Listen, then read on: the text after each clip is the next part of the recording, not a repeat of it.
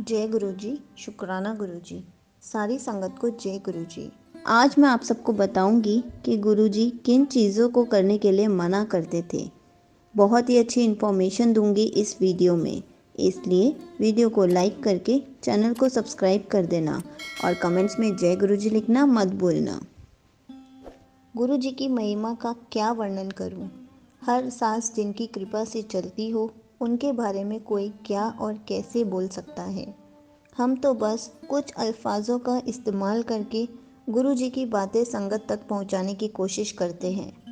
गुरु जी की बातें हम इंसानों को तब ही समझ में आती हैं जब गुरु जी समझाना चाहते हों। कई बार हमें लगता है कि हम संसारिकता में फंस गए हैं और गुरु जी को उस तीव्रता से याद नहीं कर पा रहे हैं जैसा पहले किया करते थे। अब वजह कुछ भी हो सकती है। जब हम ऐसा महसूस करते हैं तो गुरु जी जब हमें अपग्रेड करते हैं तब भी हम थोड़ा विचलित रहते हैं। हमें लगता है कि हम गुरु जी से दूर होते जा रहे हैं। ऐसे में हम बस गुरु जी से प्रार्थना कर सकते हैं कि अपने ही चरणों में रखना। गुरु जी ने एक बार संगत का हाथ पकड़ लिया है तो वो कभी हमसे दूर नहीं होंगे। ऊपर या नीचे जाना हमारे कर्मों के हिसाब में ही चलता रहेगा। पर हम अचानक गुरुमय से शैतान हो जाएंगे, ऐसा नहीं हो पाएगा। जब हम नेगेटिव ताकतों के अधीन होते हैं तो बहुत बार हम बहुत कुछ गलत कर जाते हैं। कभी कभी ऐसे कर्म हमारे हाथों से हो जाते हैं कि हम लुढ़कते हुए सीधा ज़ीरो पर पहुंच जाते हैं। गुरुजी हमारे साथ ऐसा होने देते हैं ताकि वहां जाकर हम ये तो समझ जाएं कि हमने क्या गलती कर दी है। ऐसा भी कई बार होता है कि हम नेगेटिव काम करते होते हैं और गुरुजी हमें बहुत बार बताते हैं कि तुम गलत कर रहे हो। हमारी जमा ब्लेसिंग्स खर्च करके उन्हें उम्मीद होती है कि हम अपनी गलती का एहसास करेंगे, तो हम तुरंत अपना गलत ट्रैक छोड़कर सही ट्रैक पर आ जाएंगे। यदि हम वापस आ जाते हैं तो इस बार अपनी उतनी ही ब्लेसिंग्स जमा करने के लिए हमें और भी सेवा, और भी सिमरन और सत्संग करना होता है ताकि हम अपने स्तर को फिर से पहुंच पाएं। यदि हमने किसी का दिल दुखाया या किसी के साथ बुरा व्यवहार किया, फिर भी उसी तरह से गुरु जी को अपने साथ महसूस कर पा रहे हैं, तो मान लें कृपा हम पर गुरु जी की हुई है। यदि ऐसा नहीं होता तो एक बात तय है कि जो भी गुरु जी का सच्चा संगत है, यदि उससे कोई गलती होती है तो हाथों ही हाथ उसे उसकी सज़ा मिल जाती है। ये सज़ा ही हमें बताती है कि हमारी गलती कितनी बड़ी थी। यदि सज़ा तुरंत ना मिली हो तो हमें गलती का एहसास नहीं हो पाएगा और हम इतनी देर में अपनी गलती दोहरा भी सकते हैं।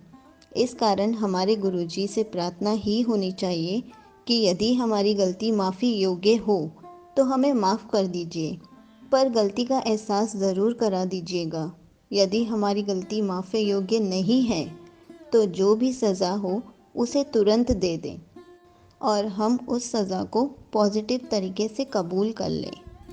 ये यात्रा कोई ऐसी नहीं है कि सुबह हम अच्छे इंसान हैं और शाम को बेकार। यदि हम अच्छे हैं तो हम सभी के लिए अच्छे ही होंगे। यदि हम कुछ लोगों या संगत के साथ तो अच्छा व्यवहार करते हैं, पर बाहर की दुनिया में जहाँ कहीं कड़वाहट मिली, फट से हम बुरे इंसान बन गए। यदि ऐसा हो रहा है तो हम समझ लें कि अभी भी हमारा सफ़र बहुत लंबा है, एक अच्छे इंसान में बदलने का सफ़र। जीवन पर्यटन चलता रहेगा। गुरु जी ने जितने गुण हमें कम से कम विकसित करने की ज़रूरत बताई है, उतना तो हम ज़रूर कर लें। किसी का दिल ना दुखाएं, ये सबसे बड़ी ज़रूरत है। ये आ गया यदि हमारे स्वभाव में, तो हम खुद ब खुद बाकी गुणों में अपने को ढालते चले जाएंगे। यहाँ इफ़ और बट लगाया तो सैकड़ों सवाल सामने आ जाएंगे कि ऐसा हुआ तो क्या करना है, वैसा किसी ने किया तो क्या करना है। सबका एक ही सरल जवाब है कि यदि अपने गुरु पर भरोसा है तो हमारा दिल कोई कितना भी दुखाए, हम किसी का दिल ना दुखा पाएं। गुरु जी से ये ब्लेसिंग्स मांगनी है। रही बात इफ़ और बट वाली, तो सवाल तो कुदरत में है जवाब देने के लिए। एक बार समर्पण कर दिया फिर पूरी प्रकृति को लगा देंगे गुरुजी अपनी एक संगत के दिल को संभालने के लिए। गुरुजी बहुत ही प्रैक्टिकल हैं, ये बात हमें नहीं भूलनी चाहिए। हमारे कर्म को कटवाते वक्त वो हमें ये साझा भी करते हैं कि अभी वाली परेशानी हमारे कर्म को कटवाने हेतु दी गई है, और साथ ही साथ कुछ खुशियाँ भी दे देते हैं, छोटे समय के लिए ही सही, पर सिर्फ ये एहसास दिलाने की जब कर्म की गठरी थोड़ी सी ढीली हुई तो ये खुशियाँ नसीब हुई। यदि सारे कर्म ही कट जाएंगे तो हम कितना ज़्यादा खुशी ले पाएंगे। एक छोटा सा प्रोत्साहन हम इंसान को अपने आगे कर्म कटवाने को बढ़ा देता है। ऐसे भी कलयुग में तो कोई मंदिर में जाकर दर्शन करता है तो इस उम्मीद से कि अभी का अभी उसकी विश पूरी हो जाएगी। गुरु संगत यदि अपने कर्म कटाने के फल के रूप में खुशी देख पा रही है तो कभी नहीं होते देखा, जो वो सिर्फ हमारे गुरुजी ही कर सकते हैं। गुरुजी कहते हैं कि जब संगत को कोई घाव होता है तो गुरुजी उसे बढ़ा देते हैं, जैसे उसी से कर्म भी कट जाए। हम सोचते हैं कि ये छोटा सा घाव इतना लंबा क्यों खींच रहा है, पर हमारे गुरुजी के तरीके बहुत अनोखे होते हैं। कर्म कटवाना है तो थोड़ी तो तकलीफ होगी ही, अब अलग से कोई बीमारी या कुछ और परेशानी क्यों देनी। जो आया है समय के साथ उसे ही बढ़ाकर कटवा देते हैं हमारे कर्म। इसी तरह जब हमारी तबीयत बहुत ख़राब होती है तो हम कहते हैं कि गुरुजी है ना, वो देख लेंगे। गुरुजी सही में देख लेते हैं कि हम उस परेशानी को झेल पाने की स्थिति में हैं या नहीं।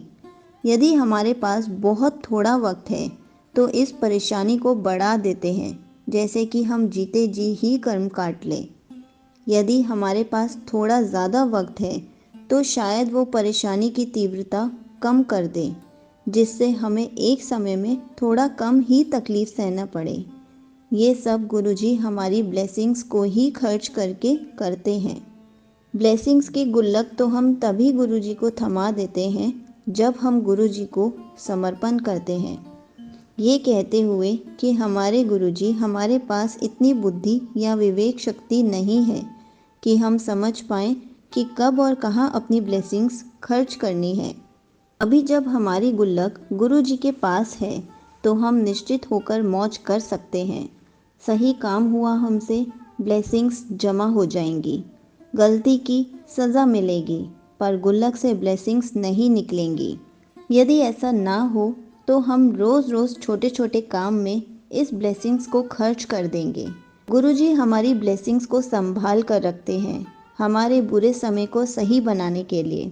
अभी रोज़ रोज़ के कर्म यदि हम इतना ही बना रहे हैं कि हमारे सत्संग, सेवा और सिमरन से मिली ब्लेसिंग से वो बैलेंस हो जाए, तो गुरुजी हमें इसी स्तर पर या इससे आगे अपग्रेड कर देते हैं। पर यदि हम ज़्यादा कर्म बना रहे हैं रोज़ की ब्लेसिंग से, तो हमें निचले स्तर पर ले जाते हैं।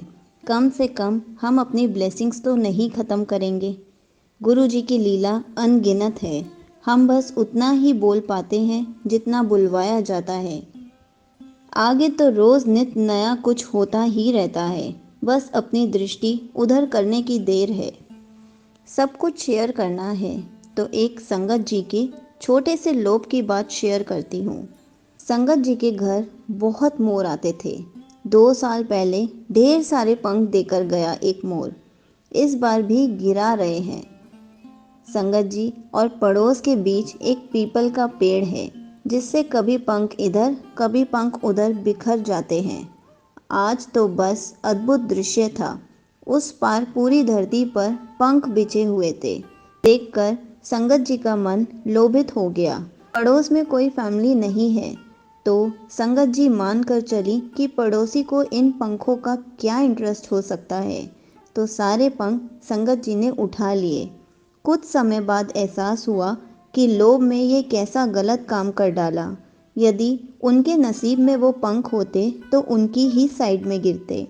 ये किसी और की अमानत है। मोर के पंख तो ब्लेसिंग्स के रूप में भी देखा जाता है। जिसे माफ़ी के साथ लौटाना है। बहुत ही छोटी वस्तु या घटना पर सीख कितनी बड़ी गुरुजी सिखा गए।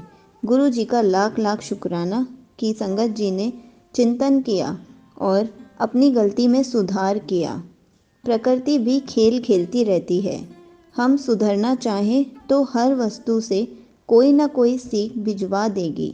बस अपनी सोच से इस बात को जगह देनी होगी कि हम परफेक्ट नहीं हैं और हमें अभी भी सुधार की आवश्यकता है। अगर आपको गुरुजी से रिलेटेड कुछ भी पूछना है तो आप कमेंट्स में पूछ सकते हैं।